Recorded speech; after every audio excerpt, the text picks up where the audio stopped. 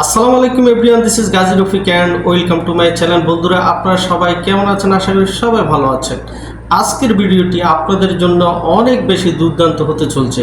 আপনারা যারা ফেসবুক চালাচ্ছেন, ফেসবুক পেজ অথবা আইডি চালাচ্ছেন, যাদের ফেসবুক পেজ অথবা আইডির মাঝে কন্টেন্ট মনিটাইজেশন ইস্যুটা রয়েছে, যারা এখনও এটাকে রিমুভ করতে পারেন নাই, বিভিন্ন সেটিং করেছেন, বিভিন্ন রিপোর্ট করেছেন, এখনও সেটাকে আপনি রিমুভ করতে পারেন নাই। আজকে আমার এই ভিডিওটা দেখার পরে আপনি যদি আপনার এই মনিটাইজেশন ইস্যুটা আপনি না রিমুভ করতে পারেন, তাহলে আপনার দুর্ভাগ্য। তো বন্ধুরা, আমি অবশ্যই আপনাকে যে বিষয়গুলো বলবো আপনাকে অবশ্যই মনোযোগ দিয়ে শুনতে হবে, এবং আপনি যদি এই ভিডিওটি কেটে দেখেন, টেনে দেখেন, তাহলে আপনি সম্পূর্ণ বুঝতে পারবেন না। তারপরে আপনি বলবেন যে ভাই আপনি কি ভিডিও দিয়েছেন, আমরা সেটা থেকে কোনো উপকার হয়নি। সো আমরা সরাসরি আমাদের ভিডিওতে চলে যাচ্ছি।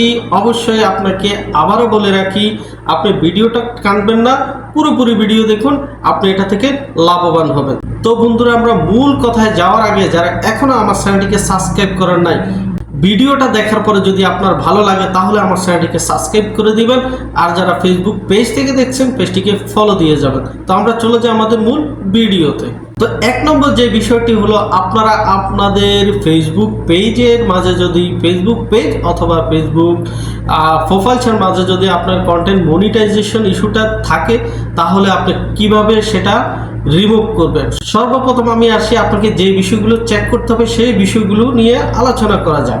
সর্বপ্রথম আপনার পেজ সেটআপ অথবা প্রোফাইল সেটআপে গিয়ে আপনি চেক করবেন রিকমেন্ডেবল এই অপশনটি আপনার পেজে রয়েছে কিনা অথবা প্রোফাইলসে রয়েছে কিনা। যদি সেখানে রিকমেন্ডেবলটা থাকে তাহলে ওকে। তারপরে আপনার দ্বিতীয় যে অপশনটি আপনি চেক করবেন সেটা হবে নট এলিজেবল। যদি আপনার পেজে নট এলিজেবল থাকে তাহলে সেটা এক কথা, আর যদি নট এলিজেবল না থাকে তাহলে ওকে, আপনার পেজটা সুরক্ষিত রয়েছে। তারপরে 3 নম্বর যে আপনি যেই কাজটা করবেন, আপনি যে বিষয়গুলো চেক করবেন, আপনি সরাসরি হেল্প অ্যান্ড সাপোর্টের মাঝে আপনি চলে যাবেন। হেল্প অ্যান্ড সাপোর্টে যাওয়ার পরে আপনি দুটি বিষয় চেক করবেন। এক নম্বর হলো রিপোর্ট অ্যাবাউট আদার্স। এটাতে আপনি যাওয়ার পরে যদি দেখেন নো ভায়োলেশন, তাহলে আপনার পেজটি সুরক্ষিত রয়েছে, আর যদি সেখানে কোনো ভায়োলেশন থাকে তাহলে প্রবলেম রয়েছে। দ্বিতীয় অপশন যেটা চেক করবেন, সেখানে ইউর অ্যালার্টস, এখানে কোনো ভায়োলেশন রয়েছে কিনা। যদি নো ভায়োলেশন থাকে তাহলে আপনার পেজটি সুরক্ষিত রয়েছে। যাই হোক, আপনি যখন এই বিষয়গুলো সবগুলো চেক করবেন, চেক করার পরে যদি আপনার এখানে কোনো সমস্যা না থাকে তাহলে আপনি পরের ধাপে চলে যাবেন। পরের ধাপে গিয়ে এবার আপনি দেখবেন আপনার যে ভিডিওগুলো আপনি আপলোড করেছেন, রিলস ভিডিও, বড় ভিডিও, যাই হোক, এই ভিডিওর মাঝে কোনো প্রবলেম আছে কিনা, অর্থাৎ ফেসবুকে যেগুলো নিষিদ্ধ রয়েছে সেগুলো কি আপনি আপলোড করেছেন কিনা। এই যেমন ধরুন কাউকে ধমকি দেওয়ার কোনো ভিডিও, ভয় জাতীয় কোনো বিষয়ের ভিডিও, কাটা ছেঁড়া রক্ত দেখা যাচ্ছে এমন কোনো ভিডিও, অথবা দা, কাঁচি, ছুরি জাতীয় আপনি এমন কিছু এই ভিডিওতে ব্যবহার করেছেন, এই জাতীয় ভিডিও যদি এই ধরনের ভিডিও থাকে আপনার অবশ্যই আপনার ভিডিও থেকে আপনার এই পেজ থেকে এই ভিডিওটা আপনি অবশ্যই ডিলিট করে দিবেন। এটা ফেসবুক কোনোভাবেই তারা গ্রহণ করে না। সো এটাকে ডিলিট করে দিবেন। এটা যদি ডিলিট না করে দেন, পরবর্তী টাইমে আপনি যখন মনিটাইজেশন পাওয়ার সময় হবে, তখন আপনার এই বিষয়ের কারণে আপনাকে মনিটাইজেশনও দিবে না।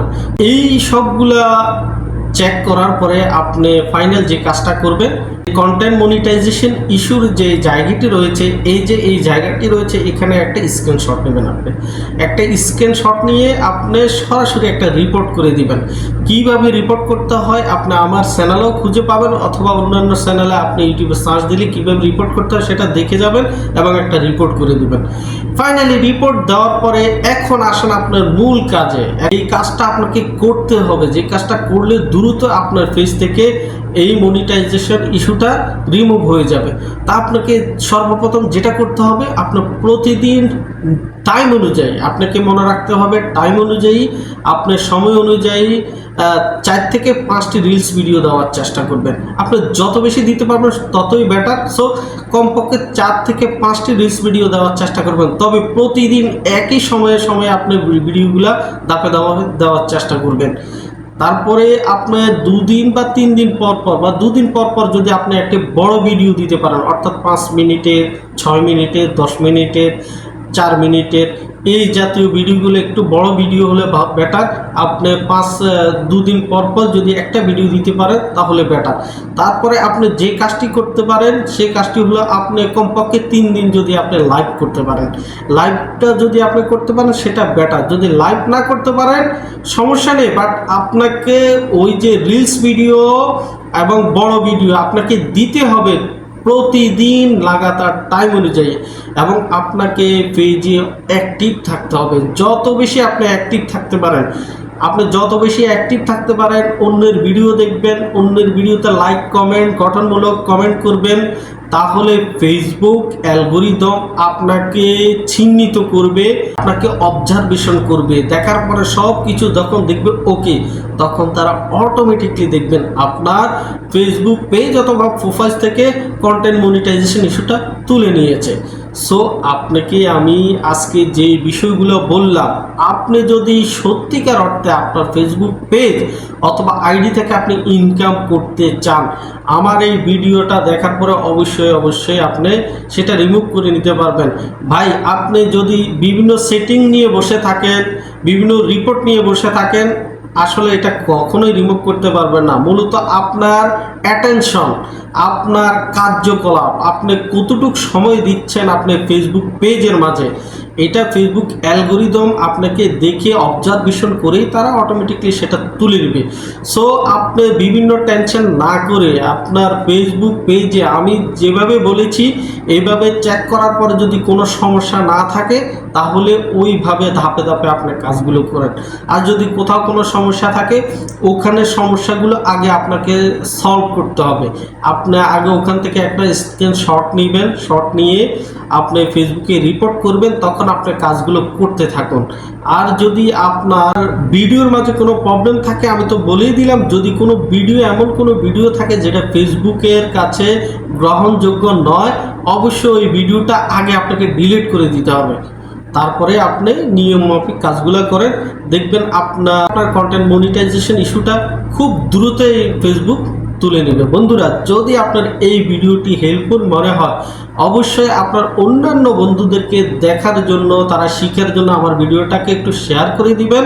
আর বলে দিয়েছি, যদি ভিডিওটি ভালো লেগে থাকে, যদি আপনাদের উপকারে আসবে মনে হয়, তাহলে আমার এই চ্যানেলটিকে আপনার সাবস্ক্রাইব করে যাবেন, পেজটিকে অবশ্যই ফলো দিয়ে যাবেন। তো দেখা হবে বন্ধুরা অন্য কোনো আরেকটি দুর্দান্ত ভিডিওতে। সে পর্যন্ত সবাই ভালো থাকুন, সবাইকে আল্লাহ হাফেজ, আসসালামু আলাইকুম।